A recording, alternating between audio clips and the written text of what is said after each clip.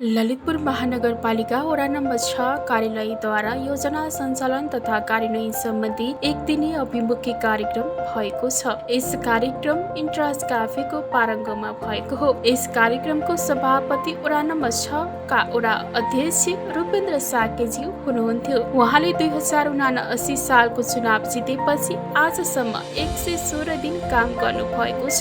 116 दिन भित्र वडा नम्बर 6 मा विभिन्न कार्यक्रमहरू सञ्चालन गर्दै आउनु भएको छ।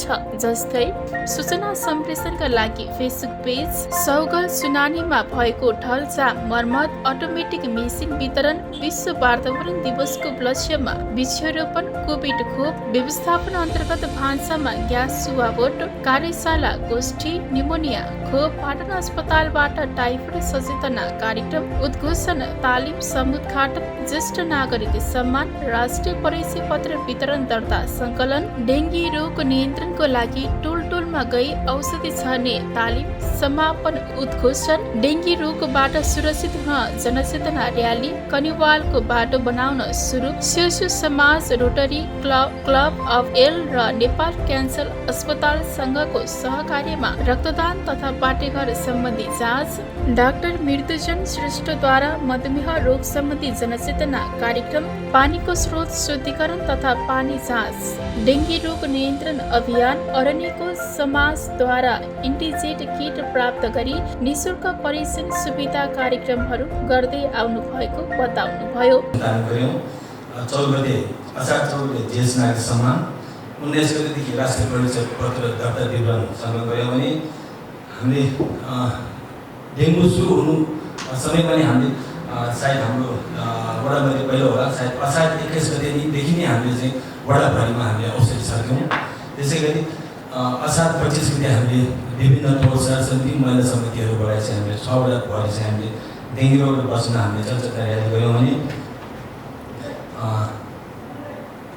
साउन 14 गते हामीले शिशु समाज, protect of L, Nepal cancer रोग अस्पतालसँग सहकारीमा रक्तदान र प्लाज्मेट चेक गऱ्यौँ भने साउन 17 गतेदेखि 19 गतेसम्म पानीको स्रोत शुद्धिकरण र डेङ्गु रोग र हैजा रोग बच्न पानी जाँच गऱ्यौँ भने साउन 21 गते हाम्रो अर्जुन साकीको सहजीकरणमा चाहिँ हामीले चाहिँ डाक्टर मृत्युञ्जय श्रेष्ठद्वारा मधुमेह रोग सम्बन्धी जनचेतना कार्यक्रम गऱ्यौँ।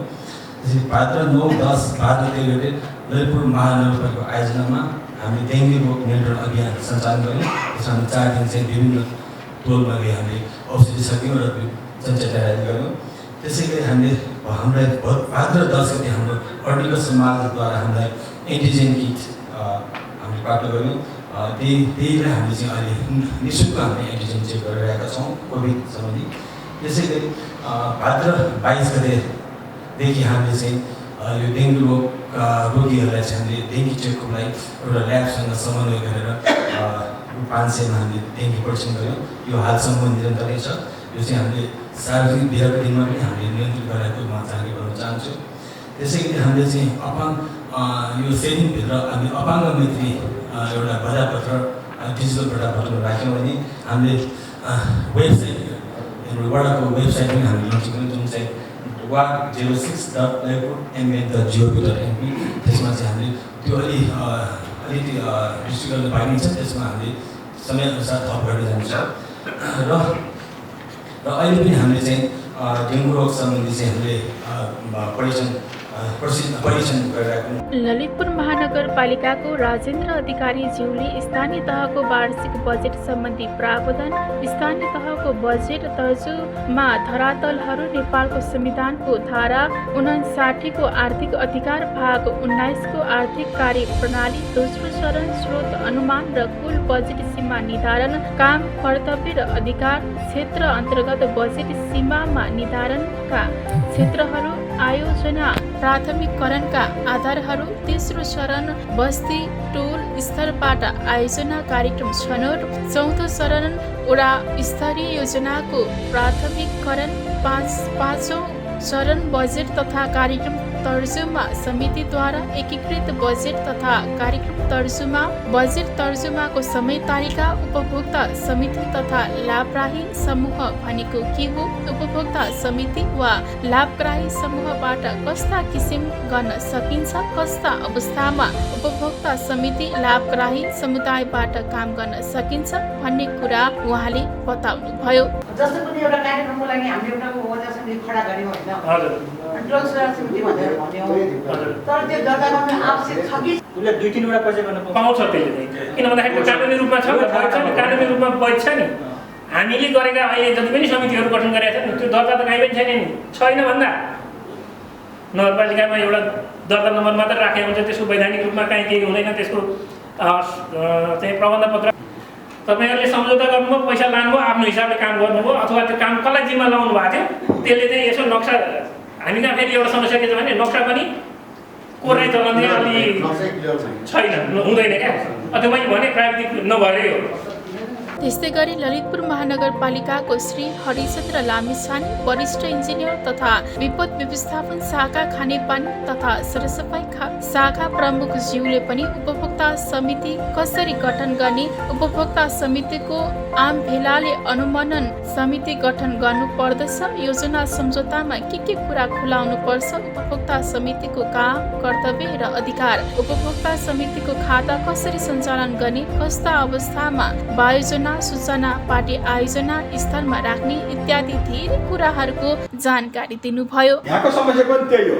त्यो एउटा त यसको जाम छ, यो सडकको रोहरू सबै जाम रहेछ, हामीले पछि खोल्यौँ। साइड ड्रेनमा पनि छुट्टै यसमा चाहिँ सेपरेट सिस्टम डेभलप गराएर रहेछ। यो पहिला भएको ढल, यो सडकको पानी बग्ने छुट्टै अनि घरको पानी बग्ने छुट्टै, फोहोर पानी बग्ने गरेर सेपरेट सिस्टम रहेछ। त्यो ढलको पानी आउनु चाहिँ सबै जाम छ, कुनै पनि खुल्या थिएन। त्यसले गर्दा अनि सबै पानी जति यसमा आयो अनि उता चोकमा गएपछि यसको पनि त्यो राइट एङ्गल सिस्टममा राखिया रहेछ। अनि त्यसले गर्दा यो त्यो मङ्गालको तल ढला नै निस्किया छ, पिसिसी फ्लोर पिसिसी गरेको त्यो पनि निस्किया छ र पानीहरू जति सबै घरभित्र छिरेको छ यो। र त्यतिखेर हामीले भन्यौँ नि वर्षमा एकचोटि चाहिँ ढल सफा गर्नै पर्छ।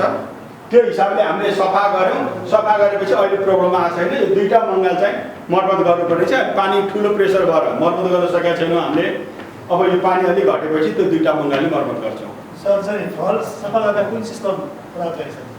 अब ढल त अहिलेसम्म हाम्रो म्यानुअली नै हो सर, मान्छेले नै गर्ने हो।